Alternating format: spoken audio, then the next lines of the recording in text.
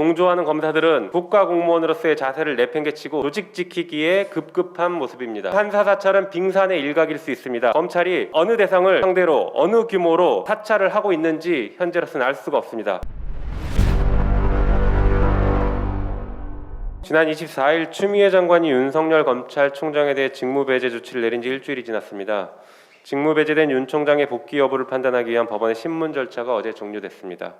오늘은 감찰위원회의 임시회의가 소집됐고 내일은 징계위원회가 소집됩니다.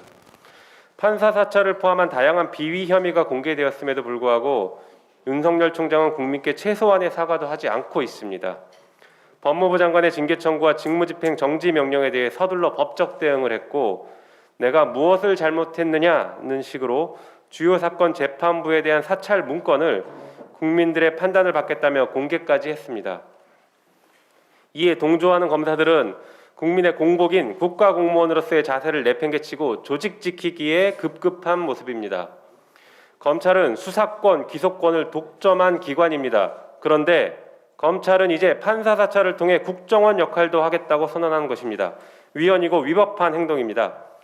한편 판사 사찰은 빙산의 일각일 수 있습니다. 검찰이 어느 대상을 상대로 어느 규모로 사찰을 하고 있는지 현재로서는 알 수가 없습니다. 법에 따라 이런 위법 행위는 반드시 단죄하고 막아야 합니다. 한편 어제 감찰 담당 검사가 자신의 의견이 삭제되었다고 주장한 것에 대해 많은 검사들이 지지와 성원을 보내고 있다고 합니다. 그러나 공문서는 결론과 다른 의견을 따로 기재하지 않고 심지어 법원의 판결문도 이견을 기재하지 않습니다. 오히려 검사들은 과거 임은정 검사, 서지영 검사, 안미영 검사의 검찰 비리를 폭로한 진짜 내부 고발에 대해서는 침묵으로 일관해왔습니다.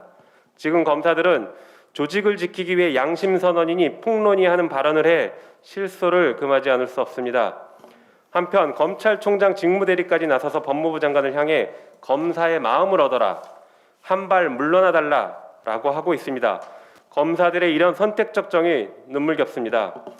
검사들이 정치적 중립을 지키는 공무원임을 깨닫기 위해 보다 근본적인 개혁이 필요합니다. 과거 검찰이 저지른 잘못에 대해서 제대로 처벌한 예가 거의 없었습니다.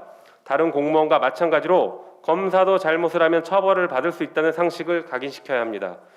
우리가 진정 바라는 검사는 윤 총장의 정치활동 발언에 대해 반발하고 자신들의 잘못과 행동에 반성을 하는 검사입니다.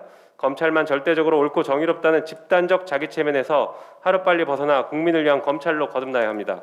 검찰 스스로 할 수 없다는 것을 잘 알고 있기에 정치권이 나서겠습니다. 21대 국회에서 수사기소권 분리를 포함한 불가역적 검찰개혁을 반드시 완수하겠습니다. 이상입니다.